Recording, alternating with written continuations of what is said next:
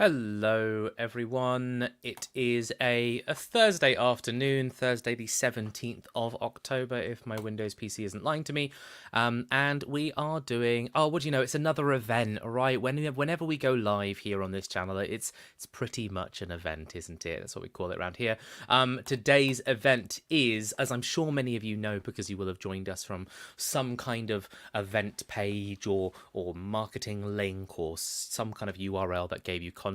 If you have joined us here today out of context, buckle in, you're going to have a great time. Today's event is going to be focusing on narrative design, writing, specifically in video games, and it's just sort of a talk to. It's a talk led by Lydia Cockerham to talk about just what is narrative design, its story stuff, right, and all of that jazz. So if you're interested in writing in games, then you've come to the right place. I'm Jonas. I'm the community and events lead with Into Games. Into Games is an organisation that focuses on trying to improve social mobility in the UK games industry. So really recognising that if you're from an under-resourced background, sort of working class background, or just generally low income, then there are potentially several billion barriers. I say billions, maybe it's not that many. Several tens of thousands of barriers that get in your way, preventing you from working in the games industry. And we just basically look at that and we try and provide resources that might make the games industry more financially accessible. We try and sort of remove and demystify the industry, because there's a lot of processes that just aren't transparent, and there are just a huge number of other reasons why the games industry might not be accessible to you, let alone if you don't have those, let alone if you have those financial barriers in place. Today's event is entirely free to attend, really working hard to sort of solve that demystification problem, and hopefully providing everyone attending with plenty of knowledge that they need to sort of level themselves up for a games career. Hello to those of you watching live from YouTube. Please do use the, there we go, live chat feature to chat with us while we're doing this live stream.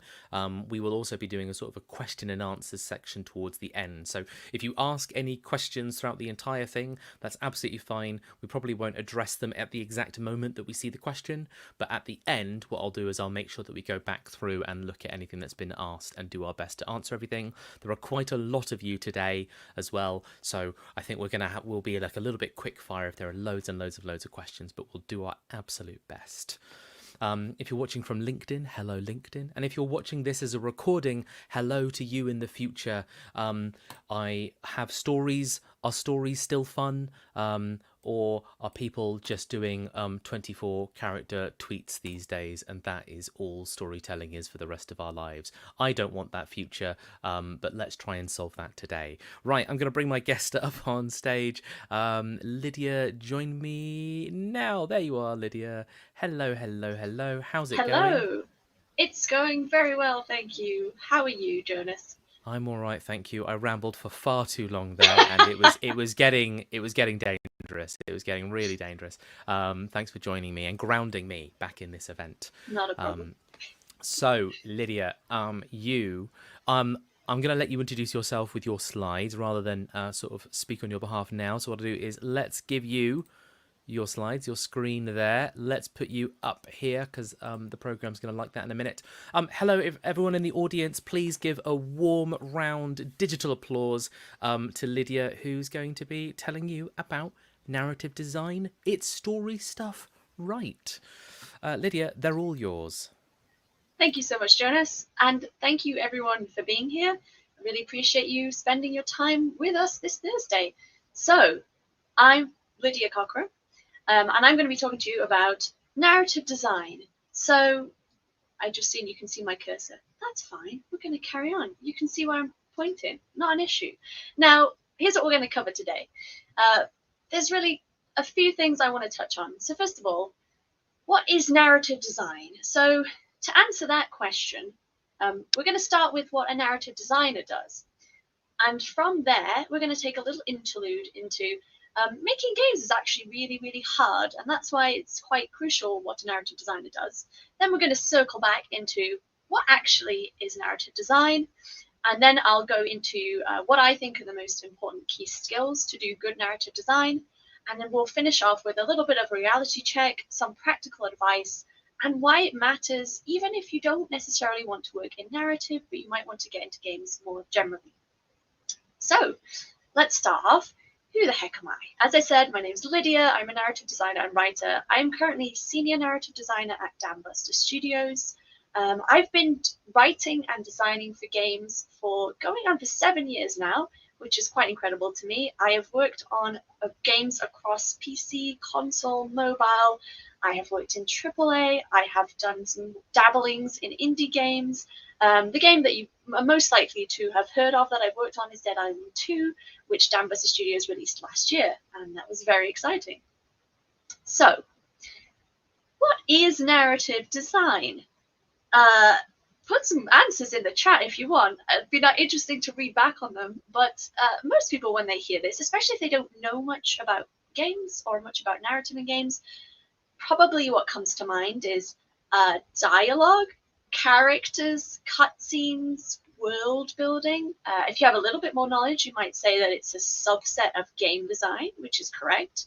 But generally, people kind of answer and go, it's like story stuff. That's what narrative design is. Well, let's start from there and try to get a bit more clarity on what narrative design actually is. So first of all, I said that I was a narrative designer and writer. Now, you might be confused, or you might be thinking, what is the difference between those things? So let's start there, and let's take a look at two different job descriptions. This is going to be a fun little game if you'd like to play along. These are fairly recent job descriptions I've taken from various job listing websites. I've blanked out any information about the company or anything that could identify these. But these are two job descriptions. One is for a narrative designer, one is for a writer. Feel free to put your answers in the chat. Do you think left or right? Which one is the narrative designer and which is the writer? I'm going to read them out now.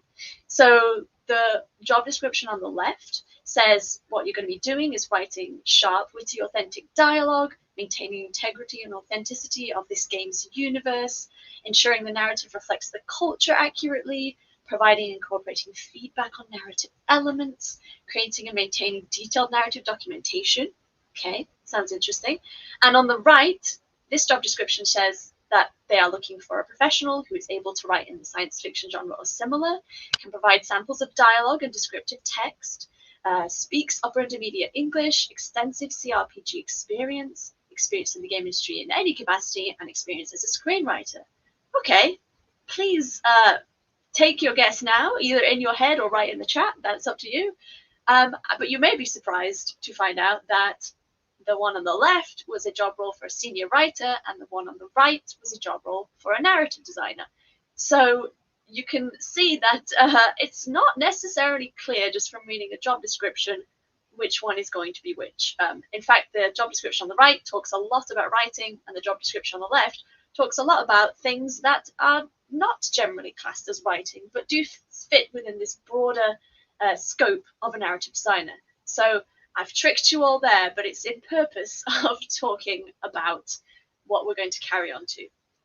And I'd like to give a little bit more info at this point and say that you may have realized that there is not a lot of consistency in the industry about what a narrative designer is, what a writer is. It varies massively from studio to studio, from place to place. So whenever you're thinking of looking at these kinds of jobs, do always read the job description very clearly, because yeah, you may get bamboozled just like this. So don't make presumptions, because you can't tell. So where I work at Dambuster, I am a narrative designer, but I actually do tons of writing as well. I'm not just a designer, I write. We don't really have separate writers. All our narrative designers do all the writing. So again, it varies massively. In general, if you want to make a generalization, a narrative designer will do more designing and a writer will do more writing. But as we've seen from these, that's not always 100% true, and the boundaries are very blurred. Maybe one day we will see some more standardization, but currently that is not the case. But before we get too confused by this, I am going to now explain the distinction between, all right, designing and writing. How do we separate those out? And anyway, we're supposed to be talking about what a narrative designer does. So let's do that. I'm going to move on to what is every narrative designer going to be expected to do. So 3 key things that I'm going to talk about. First of all, a narrative designer will design, obviously. They may or may not create, and there's an asterisk there because, as we've kind of seen in those job descriptions, you might be doing more or less of that, and sometimes that will be separated into a separate role, sometimes it won't be. But the other really crucial thing that a narrative designer will do is inspire. Okay, let's dive into more detail on each of these. And let's start with a year in the life of a narrative designer. This is not a day in the life, because actually what a narrative designer does really varies and changes throughout the whole process of making a game. So here's a little graphic I've got here of the kinds of steps that generally happen in game production. You get very early on, there's planning and pre-production, then you move into the production of the game, and then there'll be polishing, and then there'll be launch. Very early on in pre-production, a narrative designer is more likely to be doing that design work. They're likely to be planning and thinking ahead to the kinds of tools they're going to need later. Then in production, they are more likely to be creating if that's part of their role. Otherwise, it might be that other people step in and do that creation step. But throughout, a narrative designer is going to be inspiring. So I'm going to explain those in a bit more detail now.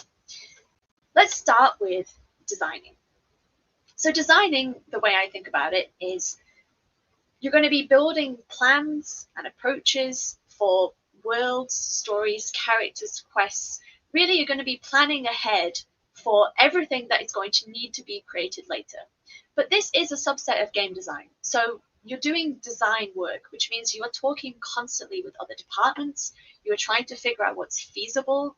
This starts off, yes, with brainstorming and ideation and figuring out what's the most exciting thing we could do here. But very quickly, it needs to become practical. You need to be having those conversations with everyone else who is going to be part of the narrative process. And we'll get onto that a little bit more later, to figure out, what is our scope? What is our deadline here? How many people have we got working on this? What is actually realistic for us to design at this stage? And really crucially, the narrative designer is going to be figuring out which tools are best for the desired narrative effect. So what I mean by that is every tool that is available to a game designer, and specifically a narrative designer. So that's going to be the mechanics that are in the game. It's going to be, the verbs that the player can do. It will be every kind of art style that might be available, the animation that's likely to go in, the audio that's going to be going in. So again, the narrative designer has a really large toolbox, and they have to figure out in this design stage what they're going to select from. And the part I've underlined at the bottom here that is most crucial is the question they are answering at this stage is, what is the player feeling, and how can I make their experience as good as possible by using all these elements, by designing a story outline, by using the tools of the game available to tell that story. That's the design section. And like I said, that tends to come earlier. So the next part of what a narrative designer does, possibly asterisk, is creating. So like I said, this is when you can get quite deep into the writing territory. Not everyone will do that, but there will almost certainly be creation work involved at this stage, which might be implementing a quest you've just designed. It might be designing and writing for a character that has been earlier developed and come up with. It's all the meat of, if writing is involved in your job, this will be it. It will be writing the screenplays, the scripts, the dialogue, all manner of text that could be involved. But lots goes into implementation. So you might be implementing narrative stuff in Engine. You might be triggering dialogue. You might be placing characters and making sure that they are moving around and doing the right things at the right time. You might also be, and almost certainly actually will be, using certain in-house tools which might handle dialogue, might handle other types of small level of scripting. So again, narrative design is a part of game design, and it will have some of this work wrapped up in it. There's also, you might be involved in voice actors and casting them, directing them possibly. At the very least, you may well be in the room as they're recording the dialogue. There's things like localization to think about. So there's a whole range of work here, which is taking that design you planned earlier and making it a reality. And the most important thing that the narrative designer is thinking about here is, of those narrative elements I picked out earlier as being really crucial, how am I using them now to create the desired effect on the player? And the last one was inspiring. And this is just throughout the whole process. Arguably, this can be the most important thing a narrative designer does, which is making sure everybody on your team, in your studio, is excited about the narrative, that they understand the narrative, and actually advocating for narrative when key decisions are made. It's really important to, if possible, be in the room, and if not, tell people why it's really crucial that we stick to this narrative. I'm going to be looping back onto this and why it's so important in just a second, don't worry. And documenting everything really clearly, really succinctly. It's going to be important that this is available for people to look back at and to understand and keep refreshing themselves on what is our narrative here and why do we have to stay focused on it. The most important question here that the narrative designer is thinking about is, how do I make sure everyone understands how we want the player to feel? Not just me as a narrative designer, but all the rest of the team. And how do I make sure that they feel confident and empowered to contribute to the way the player feels in whatever their department might be? So you might realize that by doing all these three things, and I've kept mentioning how the player feels and the player experience, what a narrative designer really is actually is a guardian of player experience. Oh, so that sounds a little bit grand. It sounds a bit over the top, but actually I think this is the crux of what this role entails. So to explain what I mean by this, I'm going to go on a little bit of a tangent now. If you weren't aware, making games is actually really tough. It takes teams usually anywhere from 5 to 500 people. Most commonly in double and AAA, it's somewhere between 50 to 200 people on a team. It can take anywhere from 1 to 10 years. Commonly these days, it's about 3 to 5 for a big game. You'll be using a game engine. That's usually Unity or Unreal, but it can be others, and lots of other tools. There'll be software. There'll be Excel spreadsheets like you wouldn't imagine. There'll be lots of in-house tools that you have to get to know.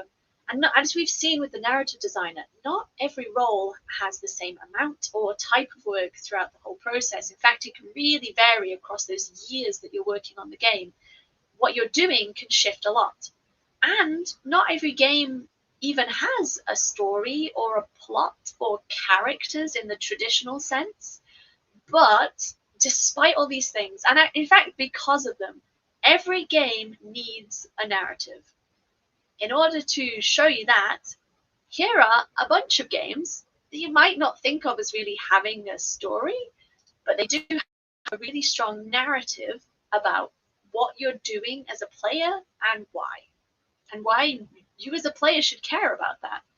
So all these games are giving you context for enjoying the game and understanding why what you're doing is important. So this is what narrative is. Making a game is a marathon. It takes years, and it's a team sport. It takes dozens, if not hundreds of people to pull this together. So what's really important there is that everybody needs to know where they're going and why. Otherwise, there's no way you're all going to cross that finish line together. So that's where narrative comes in. Narrative is the guardian of that player experience. Player experience being how the player feels. But it is the one telling everyone, this is why we are spending 5 years on this thing, and this is where we're going. And to keep everyone fixed on that North Star of, this is how we want the player to feel, this is why we're making this game. So, we've been looking at some pictures of Mercy. So I thought I would use Overwatch as an example. What's the story of Overwatch? What is the narrative here? All right, so I tried to type it up, and I started typing, in the near future, a group of heroes band together to maintain global stability in the wake of the Omnic crisis, each with their own motivations, allegiances, and backstories. Okay, this is not the narrative of Overwatch. Well, this is a part of it, but you know, the narrative of Overwatch, obviously, is so much more than this backstory. The narrative of Overwatch is the tone and the mood and the atmosphere and the thrill that people get from playing.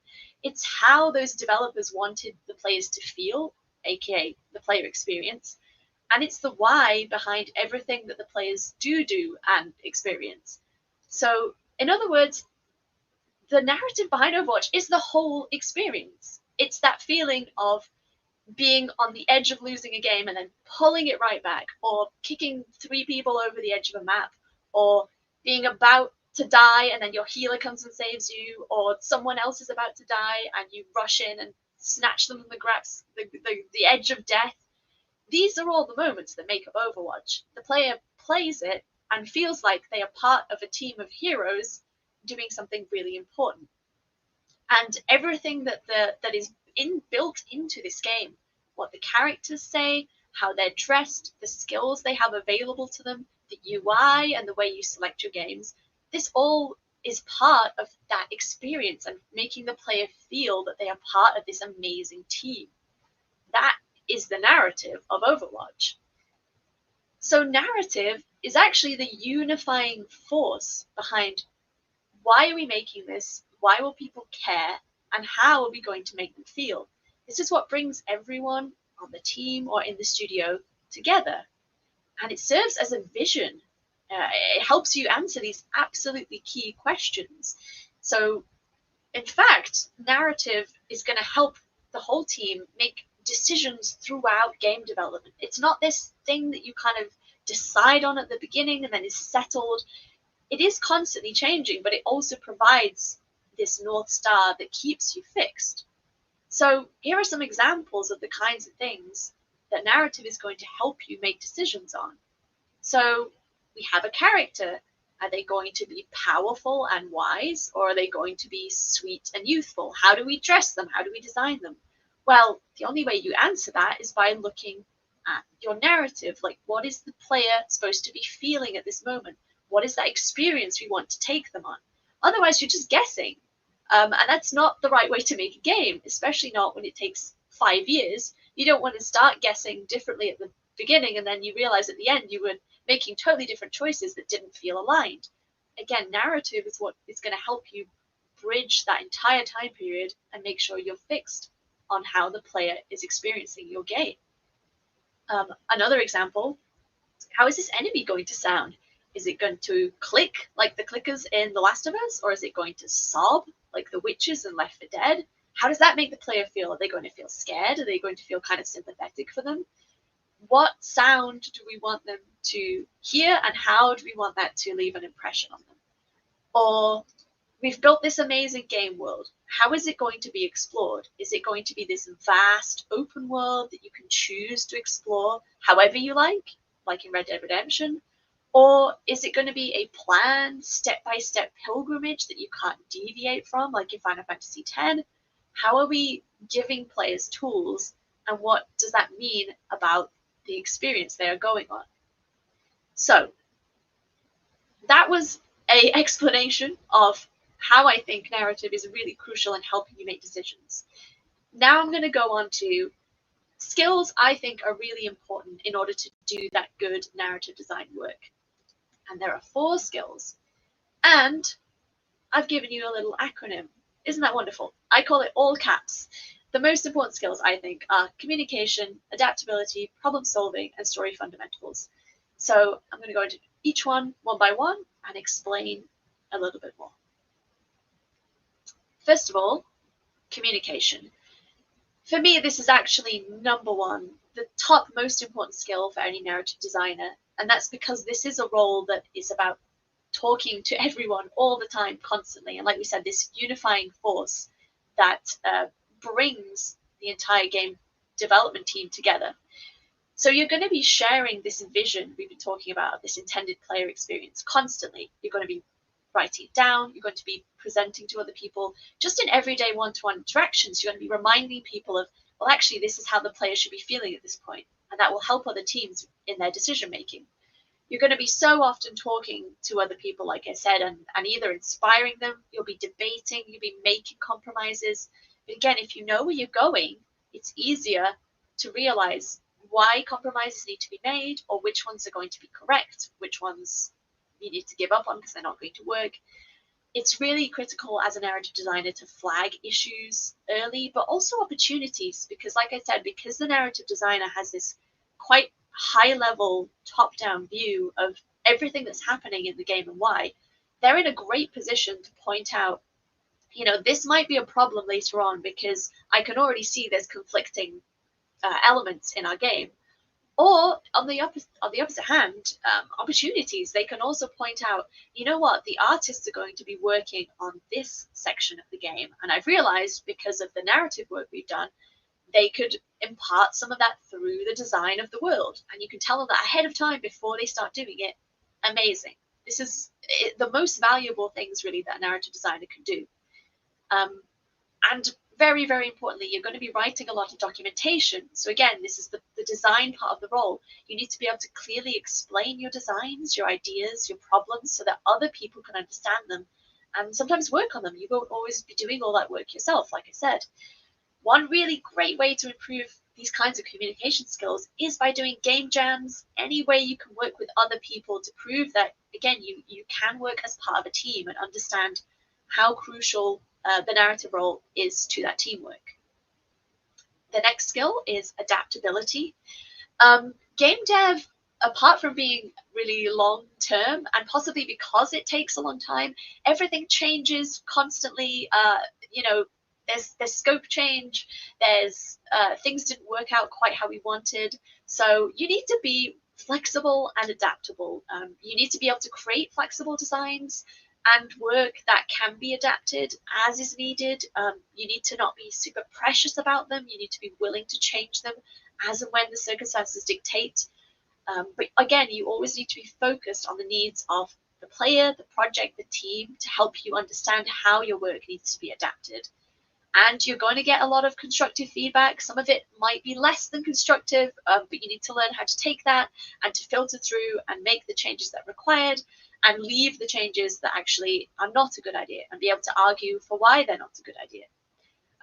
And you need to be able to edit your work to meet the feedback you're given, and also keep it in mind for next time. So you're always growing as a narrative designer, you are improving, and this is really the crucial thing that having worked in it for a little bit of time helps you do, that you can sometimes see these things ahead of time before they hit you, and you can write or create with that in mind even before you get the feedback.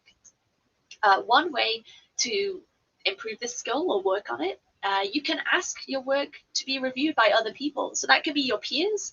If you know people that are also working or trying to get into narrative design, you could ask them to review something you've written or review a design document you created. You could try and get a mentor who might be able to do that. Just getting other people's eyes on your work is so great to start learning how to adapt to feedback and implement it. The third skill is problem solving. Again, there's going to be problems constantly thrown your way. Things are always going to be changing. And obviously the joy of working on a game is that it is kind of like this massive jigsaw puzzle, and you are trying to fit all the pieces together and make sense of things, and things are going to be shifting under your feet. So it's complicated, but it's also very fun. So if you are the kind of person who can pay attention to these small details while keeping that overall player experience in mind, this might be the perfect thing that you could be really good at. Coming up with new solutions to challenges that are constantly changing, using your initiative, and also fixing things before you're asked or before they become an issue. Again, that's that point of narrative designers, can be that eagle eye to point things out before they become a really big problem. And importantly, you need to stay positive and persistent. It is going to be difficult. There's going to be times when something is created and you really think it's amazing and it's really helping that player experience, and it doesn't work out for whatever reason, and you have to change it or you have to cut it entirely. So really important to love what you do and stay positive despite all that. You can improve this skill by working on your own portfolio pieces. It can be a really great way to test this, because as soon as you start trying to do even just making a very simple game, shout out to Twine if you've not tried it before. It's a really useful tool for giving that a go and doing some simple branching dialogue, for example. Testing that out is one of the best ways to learn quickly. Oh, this isn't working, or I thought this would be a great idea, but I've implemented it and I really don't like it. It's really not giving that player experience I wanted. So now I have to adapt and I need to problem solve. So that is I think everyone who wants to do narrative design needs to try that a few times, and you will learn so much from doing that process. The last skill was story fundamentals. So obviously, as a narrative designer, you need to have a good grasp of what makes a narrative and what makes a story interesting. How can you tell a good story? How can you tell the player to care about what they're doing and feeling and why that's happening? So story is one of those things. Obviously, everybody in the world understands story on quite a human and visceral level. Um, and a lot of people think that they can do story, but it's quite a humbling experience when you try to start constructing or putting a story together or understanding a narrative. Like we've said, that's not always about story, it's about all these other elements of the game. You can realize how little you know about this. So I really would recommend taking the time to understand what makes a good game world, what makes a good game story, characters, quests. Really pick apart the stuff you love or the stuff you hate. Actually can be really useful to learn why it didn't work for you. How does a narrative designer use, like we said, those game tools they have available to craft a narrative is really key. And you can obviously look at very impressive games that have used either very restrictive tools.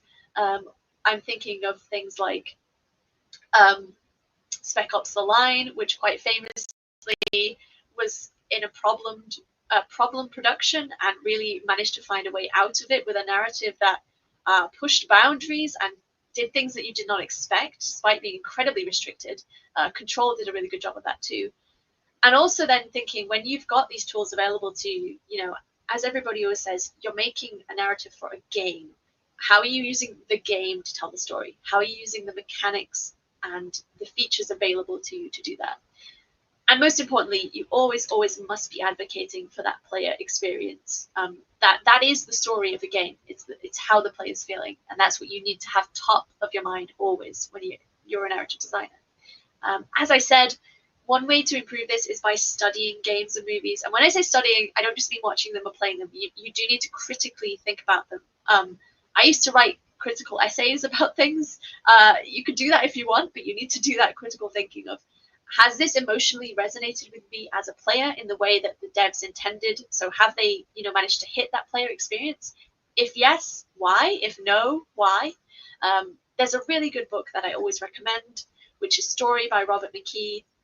It's just a fabulous, it's a chunky book, but it is a masterclass in understanding why story works, why humans are drawn to it. And if you've ever wanted a book that really delves into the actual building blocks of a story, of a scene, of a character, this is the book for you.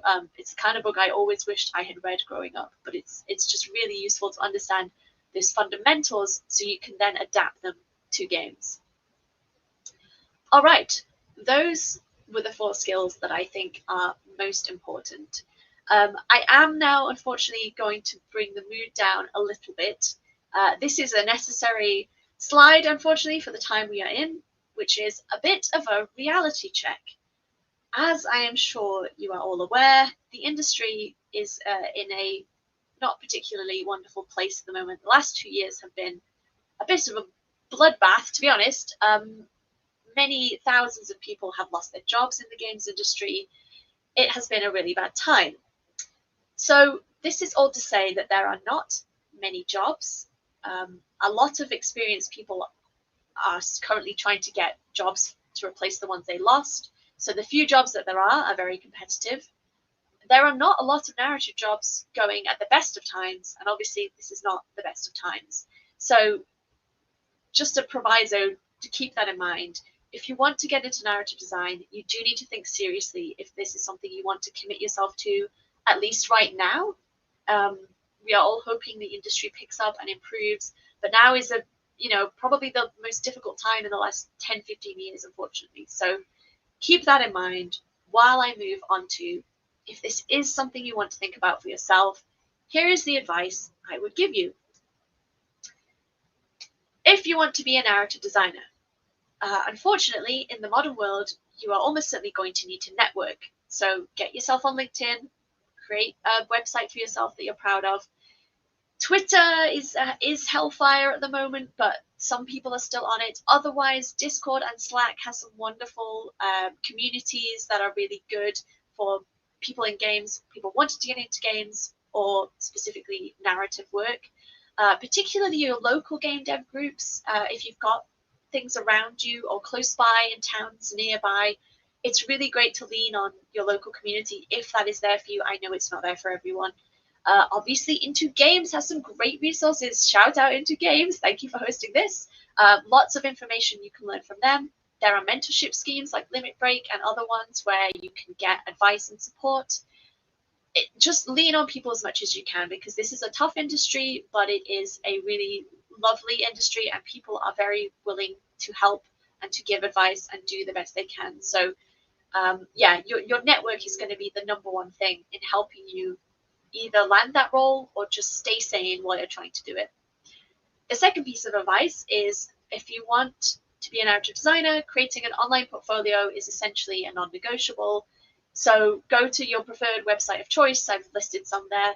I always recommend max-ish 6 pieces of narrative design or writing that you're most proud of. Put that in your online portfolio. Just really keep working on those until you are very, very proud of the work you've created. Practice the 4 key skills however you can. We've talked about game jams. Those are wonderful. Just really learn as much as you can. There are so many resources online. Obviously, there's a GDC Vault. There's a ton of other websites from other narrative designers where they share advice or things that they've learned. Keep pushing yourself as much as you can to learn. I know it's really tough, especially if you're looking to land that role, but it all helps you to seize those opportunities when they do come your way. And sometimes the path to where you think you're going to go is not the path you thought it would be. I know it personally wasn't for me. So sometimes you have to go in a different way or do something else for a little while. But number one, look after yourself and accept that it is not always fair. The industry, like I've said, is on fire. That is not your fault. Hopefully it will improve. But the most important thing is that, you as an individual are cared for and looked after. So do keep yourself in mind. And sometimes you just need to take another job to be able to feed yourself. That is absolutely wonderful. So do what you need to do. So to wrap up and to tell you all my thesis on this talk here, I've basically been trying to tell you all that narrative is not just for narrative designers. In fact, narrative is kind of for absolutely everyone in game dev, because we can all be that guardian of player experience. Understanding narrative in a game makes you a better game maker, period. It doesn't matter what you do. You can be, a game designer, an artist, animator, level designer. if you understand narrative, you are better at what you do, and you understand how that crosses into every discipline in games and brings together that whole process of making a game. So take the time to understand why this is important and learn about these examples of how games use all these different elements to craft a narrative, and how a narrative is really just about the player experience. But hopefully you have a better understanding of what it is, why it's important. It really has this quite unique role of sitting across all these other disciplines and bringing them all together to create this powerful, intentional player experience. That's why I love it. I think it's really fascinating how, so often a narrative designer, yes, sometimes they will be delivering, writing and their own work, but so often they are delivering with other people. They're creating cutscenes with animators, and they're creating sound with audio designers and dialogue, and they're filling a world with art with artists. It's not all about them. Some people I think narrative is just a bunch of narrative designers going off and at the start of a project creating this fantasy that everyone has to stick to. That's not what it should be. It should be developed with everybody in mind, so that it can be that North Star for everyone, and everyone in the game team should feel able to contribute to the narrative, and they should understand why it's so important and what they in their role can do to help bring it to life to the player. So that is why narrative is important. It is not just story stuff. In fact, narrative is the why behind why this game is being made and why the player should care. And that is why you should care whether you want to be a narrative designer or not. Thank you very much. That was the end. Wonderful stuff. Hello, everyone. I am now just reading through all the brilliant chat. You've had a really, really busy chat the whole time, Lydia. I doubt you were able to keep up while you were talking. I've not been, no. Wonderful to hear. Just an incredible amount of engagement, and people really kind of, almost every single slide, someone jumping in to be like, I agree with that. I know that. I have questions about this. But also, interestingly, questions actually being really well answered by other members of the community. So what I've done is I've scrolled through the chat just to see like if there are any questions that feel like they have been completely unaddressed, and I'm actually really struggling to figure that out because there's been so much chatter. So I've asked everyone in chat, and I can see that it is being actioned, that if you have a question for Lydia now in this Q&A section, can you now post your question, and can you just put in capital words question at the beginning of your question, because that just really helps me understand like what are you just kind of, some people are just pontificating and just being part of a conversation, just vibing. That's fine. Just vibing, which I'm so into. I love that people are vibing. But yeah, if you have a question that you'd really like me to read out to Lydia now as part of this event, then put question at the beginning of the thing, and I can see people are doing that, so the instruction is working. But thank you, Lydia, for all of that. That was vast and incredible. And for some reason, I don't know why, but just like the mercy pick was like, I needed to see that today. I just needed to see sort of this angelic hand reaching out to me, It's kind of uplifting and beautiful. So let's get to some chat questions. So I'm going to keep it nice and simple. I'm going to bring a question up on screen. I'm going to read it out, and I'm going to leave it to you. And then if it feels like there's anything to sort of discuss there, we can get into it. But I think chat is so sort of hungry for knowledge that I don't want to take up any more time. Mike Faulkner asks, how would you define the distinction between a senior narrative director versus a narrative designer? Is it simply experience / leadership position, or is there something more to it? Ooh. Mike, can you clarify if you mean senior narrative designer or senior narrative director? I'm going to presume you mean designer, because I think you're asking about the difference between a regular and a senior, but you tell me if I'm wrong on this as I start answering it. So, I mean, again, this is one of those things that, as with the distinction between writer and narrative designer, the industry is not very great yet at being consistent about these kinds of things. In general, you will have a junior, a regular, and a senior, and then you might have a principal Okay, brilliant. Thanks, Mike. You might have a principal narrative designer, and then you might have a lead. This is not always consistent. That tends to be how it works. In general, yes, it tends to be a seniority thing / experience. So you might start as a junior, and then you would, after a few years, if you've gained enough experience, move to a regular, and then you would move to a senior, which is essentially the path I took. So yes, it's usually you've gained enough experience, but most studios will need you to show certain skills and abilities to show that you can move up. In terms of once you get to senior, there's a lot more. This applies to any role, but narrative designer as well. There's a lot more working by yourself. You will be entrusted to take projects and work on them. For example, as a senior narrative designer at Dambuster, I headed up the narrative for an entire DLC, which is quite a terrifying prospect. But that's the kind of thing a mid-level narrative designer would not usually do. It would be a senior that would do that kind of, that bigger project that you would be heading yourself.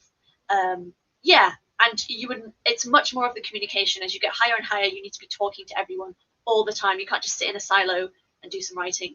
You have to speak to people constantly. Hope that answered the question for you. Brilliant stuff. Thank you very much. And thank you, Mike, for clarifying in the chat there.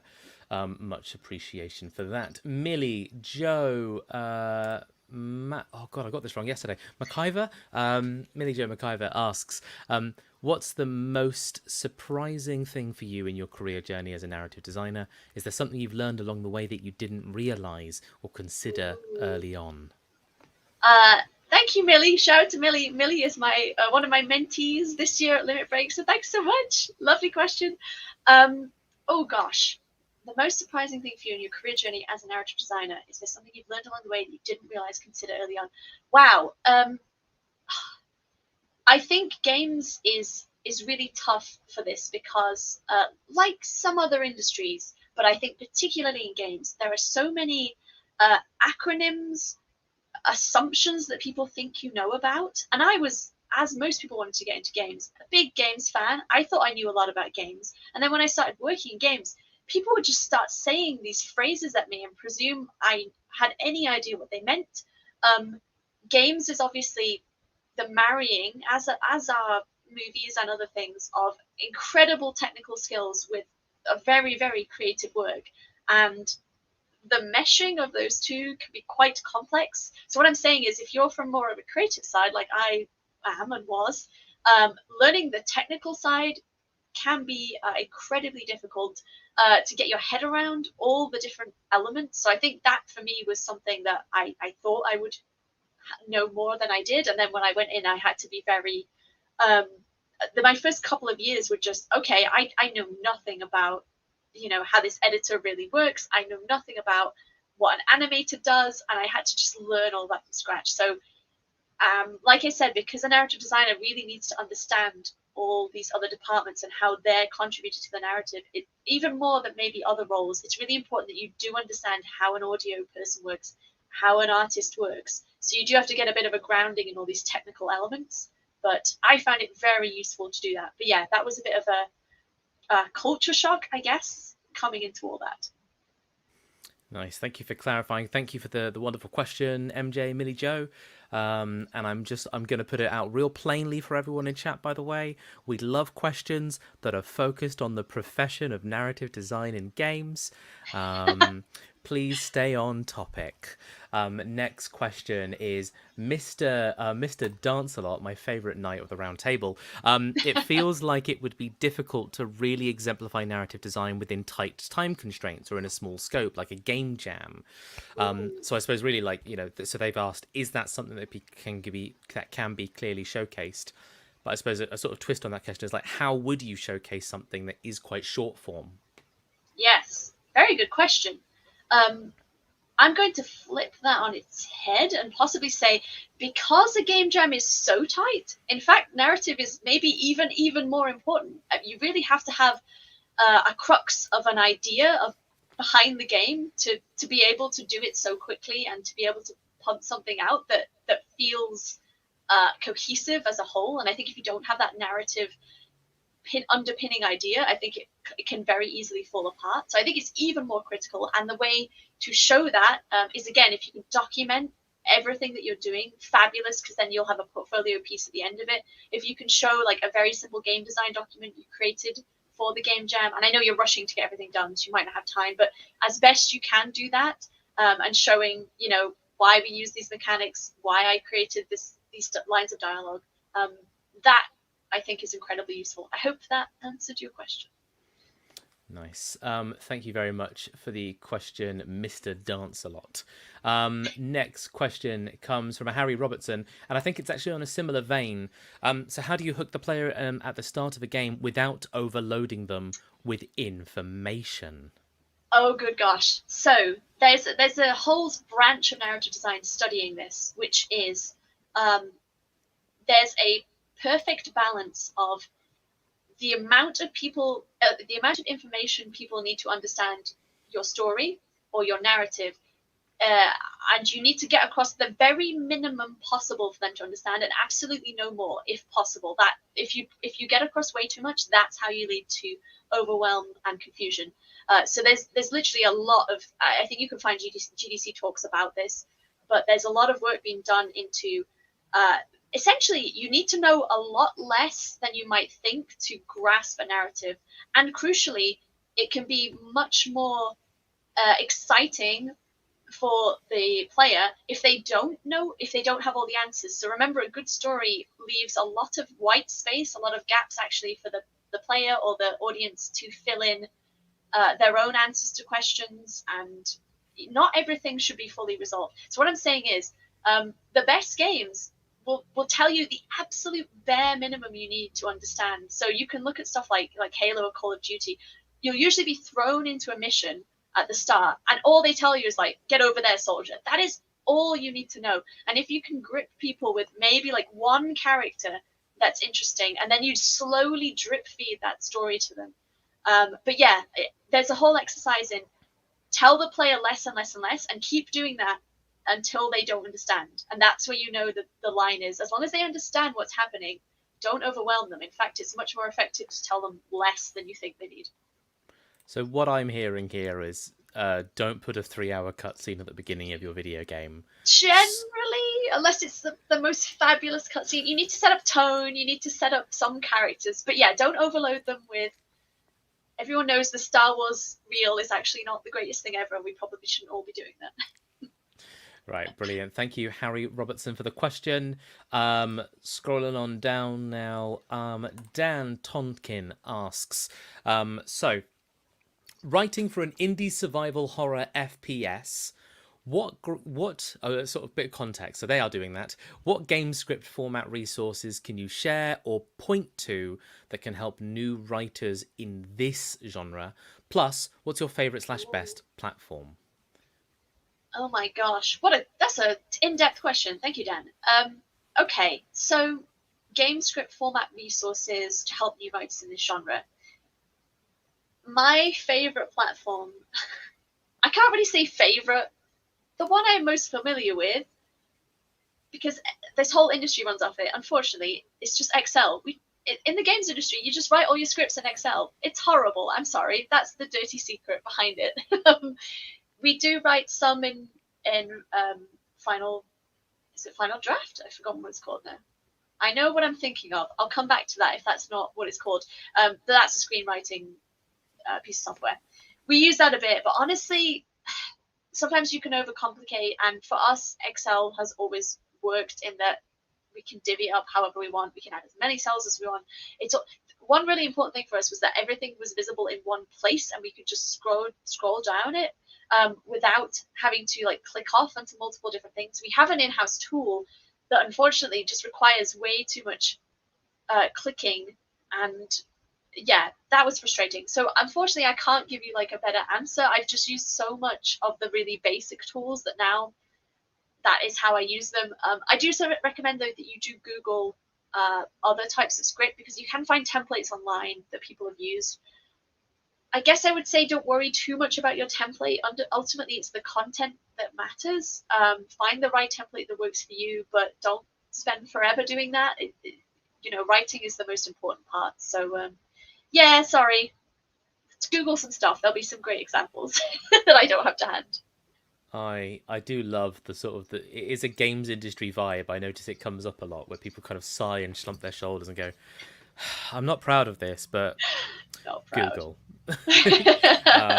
or something just like spreadsheet, doc, Yeah, plain white background, text, keep it simple. and people make it work. People make it work. Yeah.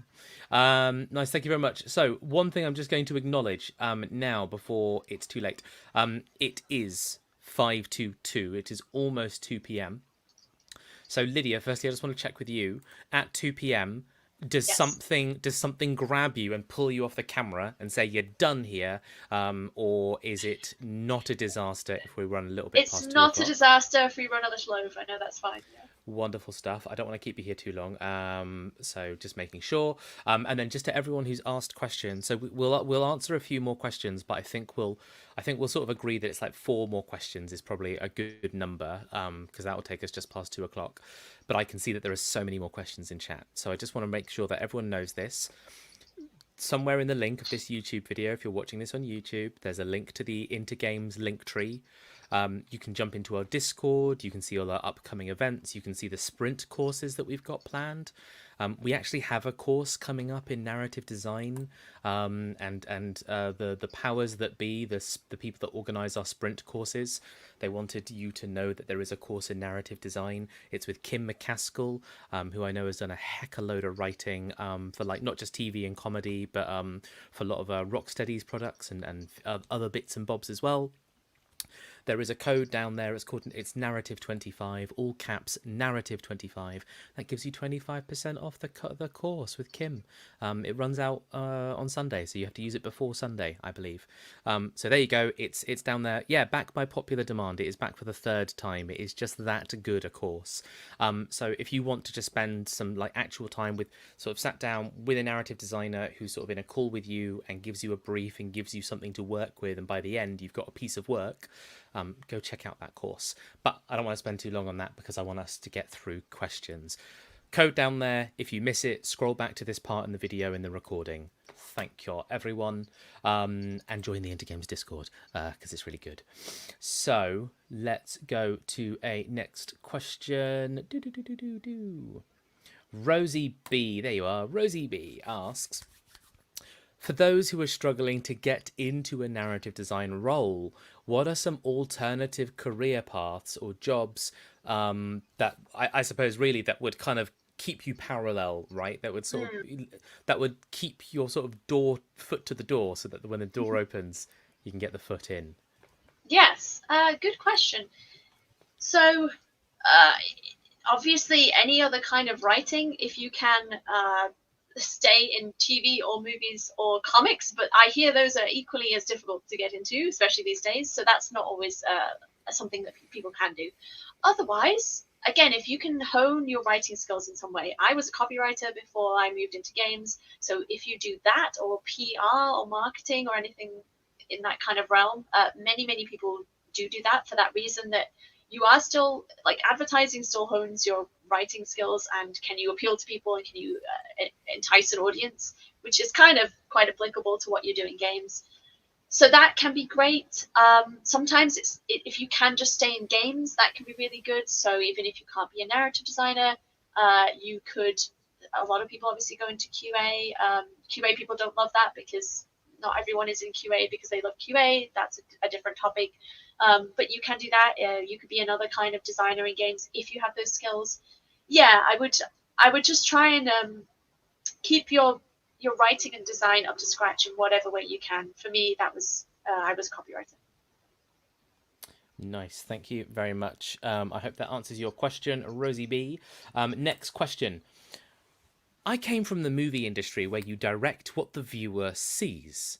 In video games, you kind of give up that control. So how do you take back control to direct what your player does?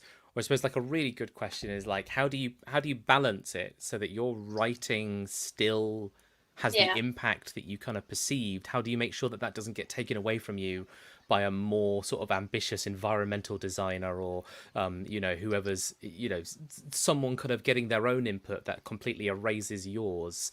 How do you find that Mm. balance in larger projects? Oh, so I mean, you've hit upon the crux of narrative design, really, which is that the player must have agency. Otherwise, it doesn't really feel like a proper game, and it's a very unsatisfying experience. But also, as we've said, the whole game needs to have a strong vision of what the player is doing and why, and you need to convince the player of that so that they feel that they are getting this experience and they understand why they are playing this game. So it's really trying to marry both of those things. As much as you can, you want to not take control away from the player. This is why, some kinds of games rely very heavily on cutscenes. That's not always preferred because it's a very hands-off experience for the player. It can be much, much more effective to tell the player the narrative, and for them to in fact feel and experience the narrative either through the gameplay, through the kinds of decisions they'll be making. That can be much more effective. So if you can do that rather than kind of sitting the player down and saying, I'm going to story at you now, that can be much more effective. But really it's a balancing act. You need to There's always a time where, like, I think someone said it in the chat where, or you were mentioning it, Jonas, like sometimes you just need to say, look, there's going to be a 10-minute cutscene at the start just so you understand everything, and then I promise you're going to be able to take control. And there's a balancing act, and you need to not kind of be too excessive with that, otherwise the player will give up. Your question, Jonas, as well, about keeping control when there are other people maybe doing other work around you. You have to work as a team. You have to agree, and that can be why having that shared narrative is so important. Because if you've got the same vision on where you're going, you are much more likely to agree, or to at least be able to compromise, because you understand, actually, yes, this was an idea I had, but it doesn't really help us towards that overall narrative, so I need to step back. That's what helps you get there. Brilliant. Thank you very much for clarifying, and thank you, Madalena, for the question. Wonderful question there. So I think we're going to just do like two more questions, and I'm just scanning now because I want to make sure that if there's any questions that are particularly unique or different, that we get a chance to look at those. I can see a good question. Bear with me while I just monologue out loud. Nice. Everyone is asking really good questions, and but I think I know which two I'm going to go for. So I've got the next question actually from the top is from Charlotte. Charlotte asks, so as a narrative designer, did you feel that you had to become proficient in other fields? For example, user experience, writing and design, etc., while working on your projects, or perhaps you had to learn those in advance to even get your foot in that door. And did it sort of come along naturally with the project as part of production, or maybe it just didn't? All of the above. Yeah, so I think you're asking. Obviously, yes, a narrative designer will do design, they'll do writing, they'll be thinking about the user experience, but do they need to be able to code or do these other things, which sometimes is the advice you get, like, just learn to code and then it'll be easier to get a job. So did I feel the need to become proficient? Possibly, especially when I was starting out. I possibly just thought if I could just learn everything, I would be really attractive to a studio. Smaller studios, indie studios, it tends to be, for obvious reasons, that you will do more. You will be a broader specialist, and in larger studios, you'll be a broader generalist. In larger studios, you'll tend to be a specialist, and you might work on something really specific, just because there's way more people and you can share that workload. So it sort of depends where you end up going, or where you might want to go in games. If you are planning on working in small teams, then it can be really useful if you can, say, do other kinds of skills as well. I have been quite lucky in that, like I said, at the start, I possibly did feel that, but I don't feel like I have really needed to know particularly how to code. I can code a tiny bit, but I'm not good at it, and I'm not a good artist, and that. But as long as you can get in that person's mindset and understand what's important to them and how they do their craft and the kinds of considerations they're going to be thinking about while you make this game, for me, that is much, much, much more important than being able to do the thing itself. But like I said, I have learned through being an art designer and being in games how those disciplines work and I've gained appreciation for what they do. Even though I kind of understand that I don't think I can do that. I don't think I'm good at that. So I would say, no, I don't think you need to be able to do everything. If you generalize too much, it just it looks like you can't do anything, even if that's not true. Gotcha. Thank you very much for that. I'm going to ask you. I'm going to sort of. I can see like little snippets of questions within questions. So one thing that someone asked. So as a quick question, you mentioned an Excel earlier. How, if people wanted to know what that Excel looked like or what a template for that looks like, what, how could they go find that? Or is that maybe something that you and I could take a little screenshot of and provide in the Discord later, just to be like, look, this is what this script writing Excel looks like, in case other people want to try doing that for themselves. Yeah. I think we can probably get a template for something I've worked on, or otherwise, yeah. If you go to Google and search, I'm trying to think what you should search. I think if you search something like game writing template Excel, maybe Jonas will confirm this now. I think you'll find examples of the kinds of things that people have used. And if you can't, then yeah, I'll find an example and we can share it later. One of the top ones I found is a spreadsheet template for tracking completed games, which is not quite Boo. the right thing. But write your own Yes. text adventure using Excel. We'll find something. We'll find something. Yeah, Definitely. sometimes you have to search narrative design. Sometimes this is why it can be really helpful to find people to follow that are experts, or you who you particularly like, because they will tend to share resources. Yeah, so it can be a little bit hard to search for them sometimes, but give it a go and you might find something. Narrative design template Excel seems to be a little bit more promising, but I will let people figure out if that's what they need or not. But as I say, yeah, if we can get a little screenshot, we can put it in the Discord for you guys. I think that'd be absolutely fine. And then, so a lot, there's a couple of questions now, so I'm going to kind of concatenate them into one, because I think it's always a really good way to finish off these kind of talks as well.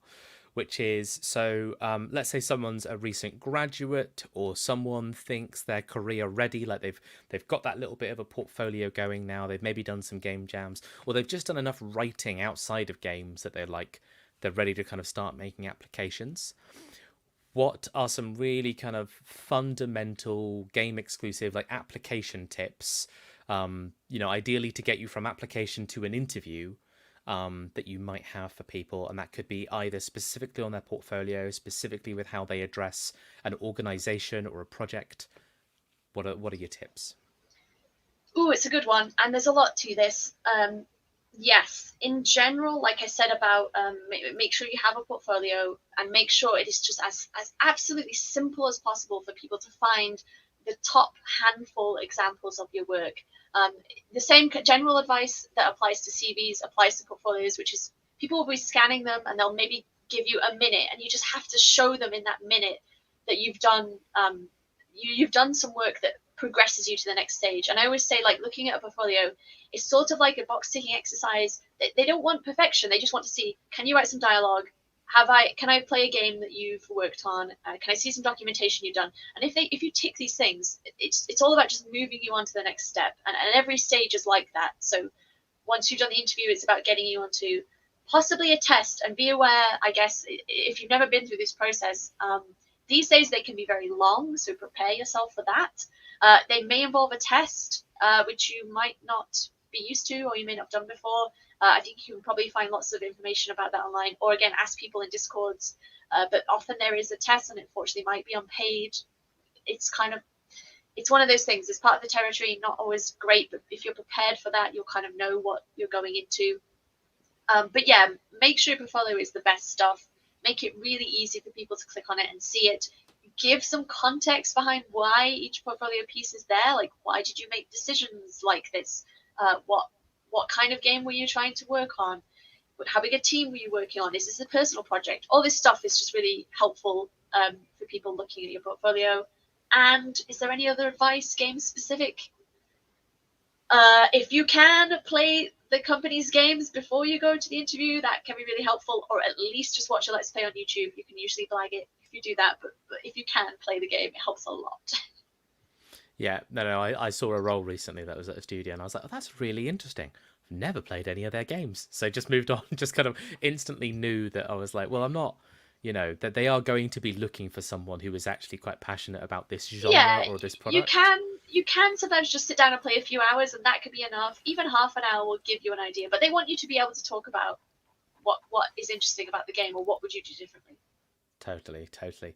I think, yeah, if you know, and if anyone does sort of want that sort of career centric advice or really wants advice for specific applications, that is the sort of thing that comes up all the time in the Intergames Discord. So, you know, you can go on a case by case basis, come to us for some sort of just general advice or thoughts, and you will get them. I think that takes us up to we are now 10 past 2 p.m. Can you believe it? That's a whole sort of extra 10 minutes of content for you all, way well past the hour. But yeah, you guys had really great questions, and I wanted to make sure that we at least got around to a good number of them. Again, if you feel like anything's unanswered, please do jump into the community. There are actually, I'm 100% sure that there are Discord communities dedicated to narrative design as well, and writing in games, and sort of around that. I think I'm in some of them, or I know the names of some of them, but I'm sure our chat know them as well. And I'm sure if you jump into games and just ask, I'm sure you'll get a flurry of recommendations. So please do that, so that you can be surrounded by some really great advice from some really great people who will support your sort of your career journey through narrative design. Thank you to our audience, our live YouTube audience primarily, just because, yeah, your chat's been popping off. You've all been really chatty. You've been talking to each other. You've been talking to us, and it's just been really, really lovely to see you all really sort of taking this subject on so seriously, and just so keen on learning more about it. And thank you, Lydia, for joining us. Thank you, Lydia, Thank you. for saying yes, basically, and coming up and being like, yeah, let's do it. Let's do this talk. You prepared something that was really wonderful. Clearly, the audience loved it, and just really lovely to have you on in our space. Thank you so much. Yeah, thanks everyone. It's been really wonderful. Hope you enjoyed it and found it useful. Is there anything that you want to, in this last final moments of this talk, any final words of wisdom, any a free platform you can plug something, maybe you've got a website, a Ooh. link, a project, or whatever that you want to talk about, the floor is yours. Go crazy. Oh, thank you.